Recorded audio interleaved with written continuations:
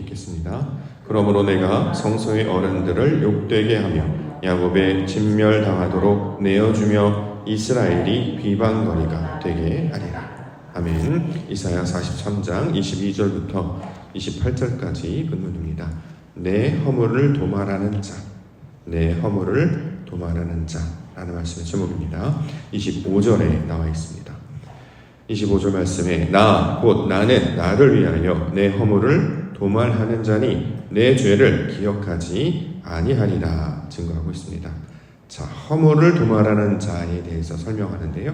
허물, 우리가 많이 들었던 단어죠. 허물은 무슨 뜻이냐면 반역, 위반 등의 범죄하는 일을 가리켜 허물이라고 합니다. 성경에서의 허물은 무엇이냐면 하나님의 권위를 거부할 때 이것을 우리는 허물이라고 이야기합니다. 이 허물은 단순한 실수, 착오, 어떤 연약함 정도가 아니라 하나님 나라에 도전하는 심각한 범죄를 가리킬 때, 자, 이것을 우리는 성경은 허물이라고 이야기합니다. 최근에 뉴스를 통해서 많이 들어보셨을 텐데요. 계엄령 해제 이후에 내란죄라는 말을 많이 들어보셨죠? 내란죄. 헌법을 어지럽히는 폭동을 일으켜서 정부를 뒤집어 엎으려고 시도하는 일. 이거를 이제 내란이라고 이야기하는데 우리가 보통 쿠데타라는 명칭으로도 많이 알려져 있죠. 국민의 뜻에 반하여 반정부 세력으로 반란을 일으키는 일. 이걸 이제 쿠데타라고 하는데 이것이 바로 이제 내란죄에 해당한다라는 것입니다. 내란죄에 해당해서 이거 확정이 되면 법정 최고형인 사형 또는 무기징역에 처하도록 법이 규정하고 있다고 합니다. 허물이 이와 같다는 거예요. 우리가 그동안 나의 허물을 도말하여 주시옵소서, 내가 좀 연약하여서, 내가 실수가 많고, 내가 좀 무지하여서, 나의 어떤 단순한 착오나 연약함 정도를 허물 정도로 생각했는데 실제로 성경에서 말하는 허물의 수준은 매우 심각한 단계, 최고의 단계의 범죄를 가리키는 말이 된다라는 거죠. 놀랍게도 오늘 본문에서 뭐라고 이야기합니까? 허물을 도말하신다. 이것이 하나님이 하시는 일이라는 거예요. 우리의 본성은 본성적으로 하나님의 권위를 부정하고 불순종하죠. 아이들처럼 싫어, 안 해, 몰라 이렇게 하는 거. 뭘 하자고 하면 제일 먼저 네라고 얘기하지 않죠. 아니, 싫어, 몰라 이렇게 이야기합니다. 이게 본성이라는 거예요. 그런데 이러한 본성적 기질들을 하나님께서 도말하여 보여주신대요. 도말이라고 하는 것은 지워버리다, 씻어버리다, 깨끗이 닦아내다 이런 뜻을 가지고 있습니다. 우리의 심령 가운데 내재되어 있는 그 육신적인 본성, 부정적이고 불순종하고 자기의 정욕과 자기의 자랑만으로 자기의 의로 가득한 이러한 자들을 씻어내 주셔서 하나님께서 죽음에 이르지 아니하도록 우리를 구원하신다. 이렇게 말씀하고 있습니다. 그러므로 하나님은 우리에게 말씀으로 가르쳐 주시고 이것으로 우리를 씻어 주시고 정결케 해 주시는 것입니다. 이걸 우리가 거룩이라고 말하고 이걸 다른 말로 구원이다라고 말하는 것이죠. 자, 하나님의 권위, 하나님의 나라에 대항하여서 본성적으로, 육신적으로 자신의 땅의 속성으로 살던 자들을 하나님의 사람으로 바꾸는 일. 자, 이것을 여호와 하나님께서 하시겠다라고 약속하고 있는 것입니다. 오늘 이 시간 우리에게 허물을 주님 도말하여 주시옵소서. 나의 모든 반역, 나의 모든 위반, 나의 모든 내란 이런 것들을 주님께서 말끔히 씻어주셔서 우리가 이제 불순종하거나 부정하거나 대적하거나 대항하는 자가 아니라 하나님의 순종의 아들, 그 하나님의 거룩한 자들 되게 하여 주시옵소서. 이것을 붙잡고 기도 가운데 나아가는 기도의 시간 되기를 소망합니다. 자, 그러면 우리가 무슨 잘못을 했는 거죠? 네 죄를 네가 알렸다 할 때 우리는 문제가 뭐냐면 우리의 죄를 몰라요. 우리가 무슨 죄를 저질렀는지 잘 모른단 말이죠. 그래서 그것들을 설명을 해주고 있습니다. 자, 첫 번째는 부르지 않았다 이렇게 얘기하죠. 22절. 그러나 야곱아 너는 나를 부르지 아니하였고 이스라엘아 너는 나를 괴롭게 여겼으며. 자, 성경에서 이제 부른다라고 하는 것은 소리를 내어서 이름을 부르는 것. 예를 들어서 아도나이, 여호와, 하나님 이렇게 하잖아요. 근데 실제로는 이름을 정확하게 발음할 수 없기 때문에 부를 수도 없었습니다. 자, 부른다라고 하는 것은 무슨 뜻이냐면 우리가 소리를 내어서 누구누구야 라고 이제 소리를 내어서 말한다가 아니고 원래 의미는 소통한다는 뜻이에요. 이걸 부른다라고 이야기합니다. 사람 좀 불러봐 이렇게 이야기할 때 우리에게 뭔가 필요할 때 부른다라고 하는 것은 서로 대화를 통해 또 내용을 통해 서로 소통하고 교통하는 것을 부르다라고 이야기합니다. 자, 하나님은 나시고 우리는 너였죠 말이죠. 나가 너에게 말씀을 주셔서 이걸 전해줘야 돼요. 하나님께서 어떤 말씀을 전해주면 우리가 그걸 들어서 받고 이해해야 되고, 이해했다면 다시 이것이 맞는지 확인해야 합니다. 자, 지금 말씀하신 뜻이 이런 뜻입니까? 내가 이렇게 이해하는 게 맞습니까? 라고 확인하는 거죠. 이걸 기도라고 한단 말이죠. 이렇게 하나님께서 우리를 하나님과 서로 대화하면서 소통하는 자가 되게 하셔서 하나님의 뜻이 온전히 내 안에 이루어지는지를 알게 하여 주셨습니다. 그런데 이 방법이 끊어졌었잖아요.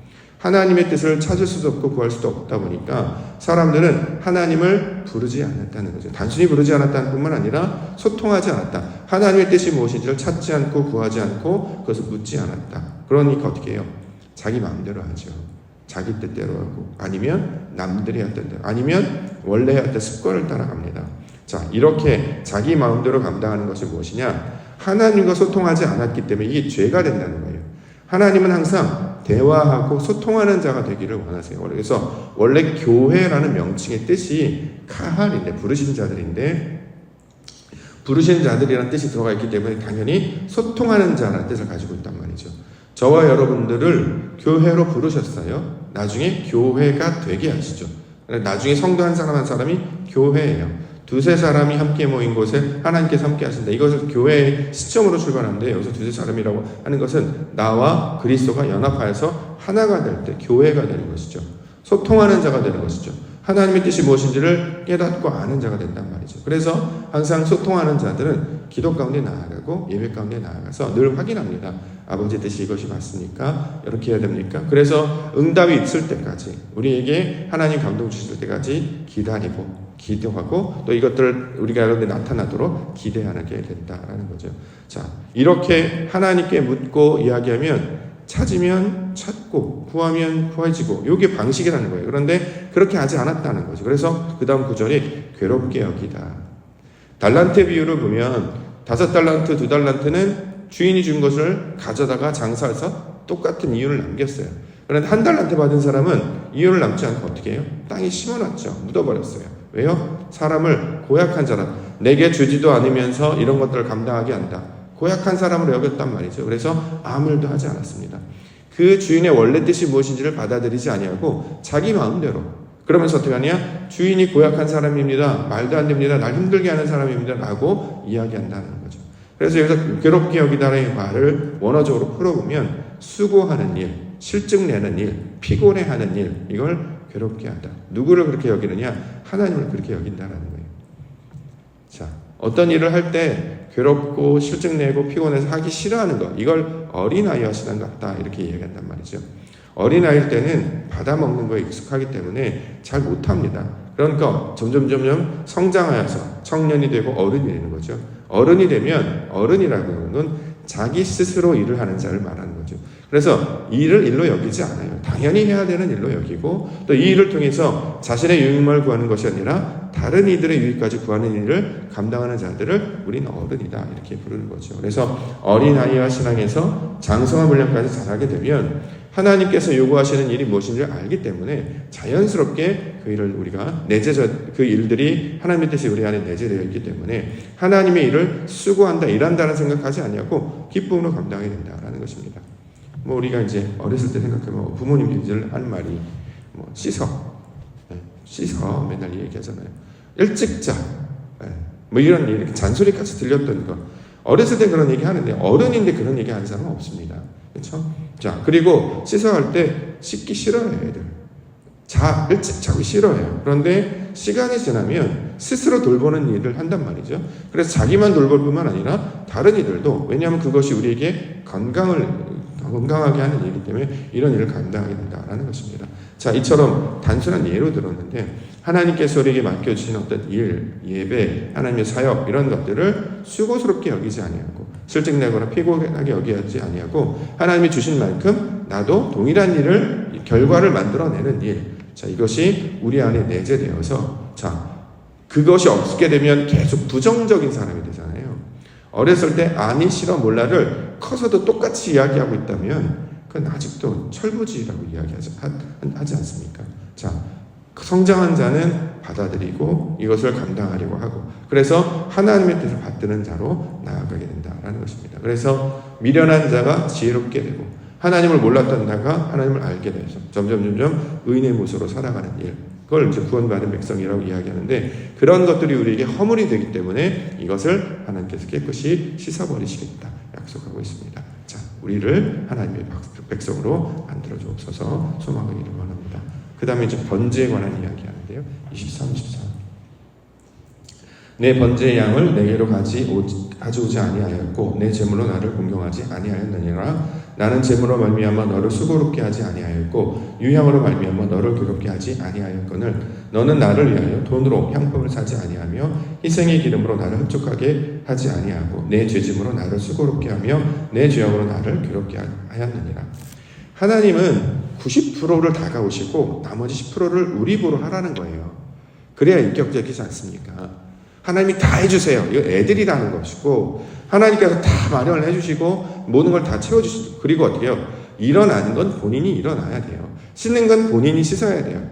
일으키는 것도 하나님이 하고, 얼굴 씻는 것도 하나님이 하고, 밥 먹이는 것도 하고, 이 닦는 것도, 이건 완전히 깐난쟁이 아니겠습니까? 자, 그렇게 하지 말고 여기서 보면 여기 제물로 말미암아 수고롭게 하지 아니하였다라고 하는 것은 우리가 제물이 되어야 된다는 뜻이거든요. 제물은 어떤 뜻이냐면 흠이 없고 점도 없는 거룩한 상태가 되는 것이에요. 우리에게 흠이 있어요. 점이 있어요. 그런데 하나님께서 이것이 흠이다, 점이다 알려주세요. 말씀으로. 빛을 비춰줘서 이게 흠이었구나, 이게 점이었구나. 그러면 씻어내야죠. 이걸 누가 해요? 우리가 하는 거예요. 우리가. 본인이 하는 거란 말이라는 거죠. 근데 자기는 아무것도 하지 않고 씻어주세요, 닦아주세요. 하나님의 나 이거 되지 안 움직일 거야. 하나님께서 다 해주세요. 계속 제자리에서 아무것도 시도하지 않아요. 자, 이것이 허물이 있는 자와 똑같다라는 거예요. 그래서 번제의 양을 가져오라라고 하는 것은 유대인들은 실제로 번제의 양을 가져옴을 통해서 그걸 하나님께 대한 신앙을 고백했습니다만, 이 번제의 양은 누구냐면 우리란 말이에요. 우리가 그렇게 하나님께 드림이 되는 자가 되어야 된단 말이죠. 그러려면 어떻게 우리가 흠이 있는지 점이 없는지, 사람들한테 음식을 내어놓을 때 예를 들어서 다른 이물질이 들어가진 않았는지, 깨끗한 그릇 담겼는지 잘 살펴가지고 잘 준비해서 올려드리는 것처럼 우리가 하나님 앞에 내어낼 때, 하나님 앞에 드려줄 때 흠은 없는지, 우리가 점은 없는지, 그런 것들이 극복이 됐는지를 확인하도록 우리에게 수고하게 하셨다는 거예요. 그래서 신앙은 일정 정도의 수고가 필요합니다. 그래서 데살로니가 전서에 보면 일하라라는 얘기를 한단 말이죠. 일하지 않는데 먹지도 말라 이런 표현을 해요. 일하다라고 하는 것은 세상 일을 말하는 것이 아니라 하나님의 일이 내 안에 되어지는 것을 일이라고 말한단 말이죠. 그러면 그래서 우리에게 뭘 주셨냐면 율법과 규례와 율례를 주셔서 이거를 잘 지키도록 했습니다. 어제 말씀에 따르면 예루살렘 안에 자원하여 거주하는 자들이 있었단 말이죠. 왜 거주하려고 했습니까? 하나님의 전을 버리지 않게 하기 위해서. 그래서 그 안에 들어가는 그 10분의 1에 되는 사람들은 율례와 규례와 법들을 잘 지키는 자들이었단 말이에요. 우리로 따지면 절기를 지키는 자, 하나님의 말씀을 육신으로 지켜내려고 하는 자, 100% 완전히 하라는 게 아니라 그런 의도를 가지고 태도를 가지고 이걸 감당해 보면 점점 성숙한 단계, 완전한 단계까지 나아가게 된다는 거죠. 그래서 신앙생활에 신앙이 깊어지면 깊어질수록 율법도 잘 지키려고 해요. 예배도 잘 드리려고 하고 11조도 헌신도 구제도 잘 하려고 합니다. 그래야 성숙한 사람이 되기 때문이라는 거죠. 신앙이 좋기 때문에 아무것도 안 해도 돼가 아니에요. 신앙이 좋기 때문에 그런 걸 감당하게 한단 말이죠. 그런 헌신과 수고가 들어가야 나를 다스리기 때문에 이것이 그 다스림을 통해서 우리를 정결하게 하고 성숙하게 하고 성결하게 하는 일이 된다. 그래서 나를 돌보게 하는 것으로 출발해서 점점 남을 돌보는 일까지 가는 자들을 지도자, 섬기는 자, 큰 자 이렇게 얘기하시는 거죠. 왜냐하면 하나님께서 큰 자시잖아요. 우리는 작은 자였고, 그런데 그가 우리 가운데 찾아오셔서 우리를 일으켜 세우셔 큰 자가 되게 하신다면, 우리가 큰 자가 되려면 나중에 섬기는 자가 된다는 말이죠. 하나님의 일을 감당할 뿐만 아니라 하나님의 일로 사람들에게 본이 되어서 다른 이들도 돌볼 수 있는 자들까지 나아가는 것, 이것을 하나님께서 우리에게 구원의 내용으로 설명하고 있는 것입니다. 우리 교회가 이런 모양으로 성숙해지기를 원합니다.